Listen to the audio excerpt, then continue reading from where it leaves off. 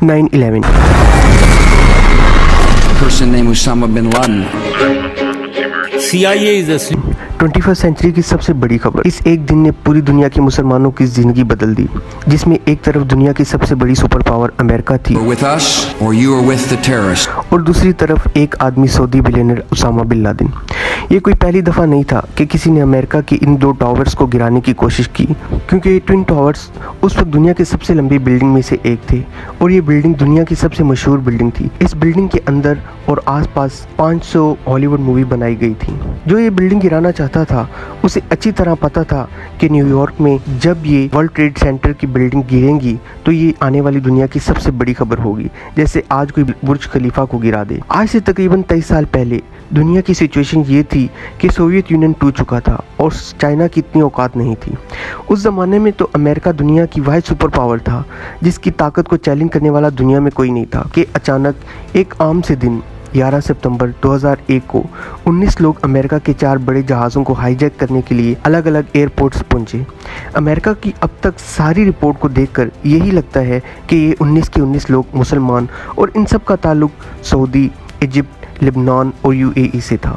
हर जहाज़ को हाईजैक करने के लिए 5 लोगों की टीम बनाई गई, जिसमें हर आदमी का इम्पोर्टेंट रोल था और इन सब के लिए वो पिछले कई महीने से ट्रेनिंग हासिल कर रहे थे।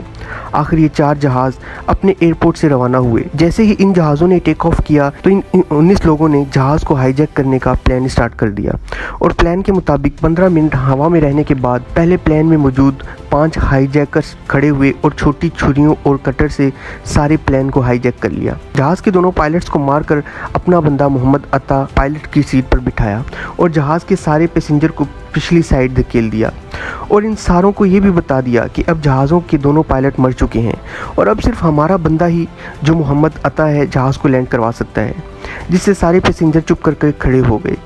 लेकिन कभी हाईजैकर इस प्लेन को लैंड करवाना ही नहीं चाहते थे।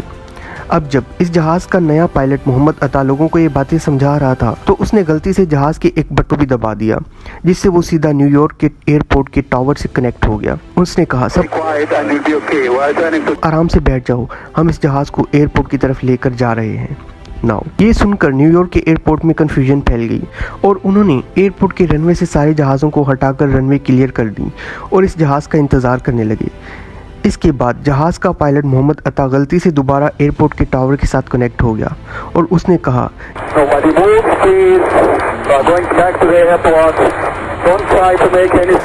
ये जहाज़ पहले बोस्टन से लॉस एंजलिस की तरफ जा रहा था, जो काफ़ी लंबा सफ़र है। तो अता ने इस 100 डिग्री टर्न किया और न्यूयॉर्क की तरफ बढ़ने लगा और जैसे ही न्यूयॉर्क की सिटी के करीब पहुंचा तो जहाज़ बहुत तेज़ी से अपनी हाइट से नीचे आने लगा और सबको ऐसे ही लग रहा था कि जहाज़ इसलिए नीचे आ रहा है कि न्यूयॉर्क के एयरपोर्ट पर लैंड कर सके। इसीलिए एयरपोर्ट पर भी ये देखकर सारे जहाज़ का इंतज़ार करने लगे, बट काफ़ी वक्त गुजरने के बाद जहाज़ नहीं पहुंचा और एयरपोर्ट में सारे लोग कंफ्यूज, आखिर ये जहाज़ गया कहाँ है। आखिर किसी ने उन्हें आकर बताया कि ये जहाज़ वर्ल्ड ट्रेड सेंटर की बिल्डिंग से क्रैश कर चुका है। अब सिर्फ एयरपोर्ट वालों को ही पता था कि असल में हुआ क्या है, लेकिन अमेरिका मीडिया को इस बारे में कुछ नहीं पता था कि आखिर हुआ क्या है। इसलिए अमेरिकन मीडिया चैनल ने इसे एक्सीडेंट कहकर ब्रॉडकास्ट करना शुरू किया। इस सब के दौरान अमेरिका का प्रेसिडेंट जॉर्ज बुश फोर्डिया में बच्चों के एक स्कूल में बैठा हुआ था, तो उनके सेक्रेटरी ने आकर खामोशी से उन्हें इस इंसिडेंट के बारे में आकर बताया। तो उनका भी फर्स्ट रिएक्शन यही था कि ये कोई एक्सीडेंट ही होगा। नाउ पहले जहाज़ को सिर्फ 15 मिनट टेक ऑफ करने के बाद हाईजैक किया गया था, लेकिन दूसरे जहाज़ को 30 मिनट बाद हाईजैक किया गया और जहाज़ों को हाईजैक करने की प्लानिंग भी पहले से तैयार थी।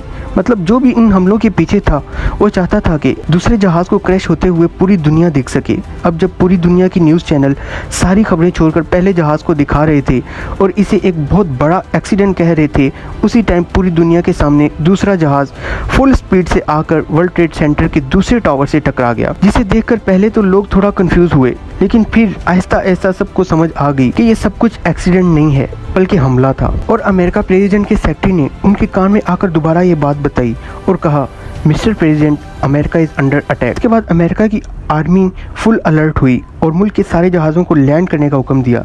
अभी भी 2 जहाज़ ऐसे थे जिन्हें ये लोग हाईजैक कर चुके थे और किसी को पता नहीं था कि उन 2 जहाज़ों का अगला टारगेट कौन सा होने वाला है। 3rd जहाज़ को न्यूयॉर्क टर्न करने के बजाय इसे अमेरिका की कैपिटल वाशिंगटन की तरफ टर्न किया और जैसे ही वो वाशिंगटन के करीब पहुंचा तो पायलट अपने जहाज़ को बहुत ही नीचे ले आया और जहाज़ की स्पीड फुल बढ़ा दी और ये जहाज़ दुनिया की सबसे मशहूर बिल्डिंग में से एक पेंटागन की तरफ बढ़ने लगा।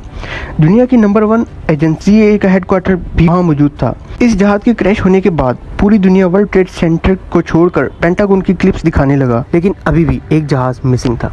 जब यूएस आर्मी ने इस जहाज़ की डायरेक्शन चेक की तो उन्होंने देखा कि ये जहाज़ भी वाशिंगटन की तरफ बढ़ रहा है और हो सकता है ये अमेरिका की पार्लियामेंट कैपिटल को टारगेट करे। तो मजबूरन इस जहाज़ को गिराने के लिए अमेरिका के वाइस प्रेसिडेंट के ऑर्डर पर 2 फाइटर जेट फुल स्पीड में रवाना किए गए और उन जेट को ये ऑर्डर दिया गया था, जहाज़ को हर हाल में गिराना लाजमी है, चाहे सारे पैसेंजर मर ही क्यों ना जाएं। 3 जहाज़ तो बिल्कुल प्लान के मुताबिक अपने टारगेट तक पहुंच चुके थे, लेकिन चौथा जहाज़ अपने टारगेट कैपिटल तक कभी पहुंच ही नहीं सका, क्योंकि जब ये जहाज़ हाईजैक किया गया था तब तक वर्ल्ड ट्रेड सेंटर पर हमला हो चुका था। चौथे जहाज़ के पायलट ने भी पैसेंजर को यही कहा कि हम इस जहाज़ को एयरपोर्ट की तरफ लेकर जा रहे हैं। इसी दौरान एक आदमी को उसकी बीवी की कॉल आती है और सारी सिचुएशन बताती है और साथ ही ये भी बताती है कि ये पायलट झूठ बोल रहा है, ये एक सुसाइड मिशन है। तो वो आदमी फ़ोन कॉल के बाद पैसेंजर को ये बता देता है कि ये सुसाइड मिशन है, जिसे सुनकर सब पैसेंजर ने मिलकर हाईजैकर पर हमला कर दिया, जिसे देखकर पायलट जहाज़ को नीचे की तरफ टर्न किया और ये जहाज़ ज़मीन से क्रैश होकर तबाह हो गया।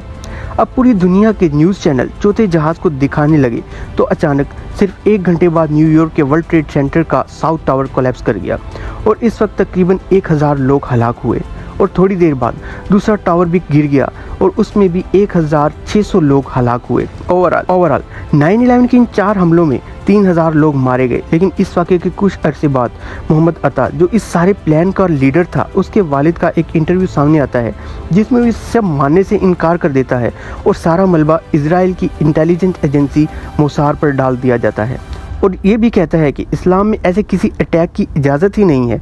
9/11 का ये हमला इतना बड़ा था कि इस हमले के 100 दिन बाद भी न्यूयॉर्क में धूल फैली हुई थी और इन बिल्डिंग के मलबे को साफ करने के लिए तकरीबन $1 बिलियन लग गए थे।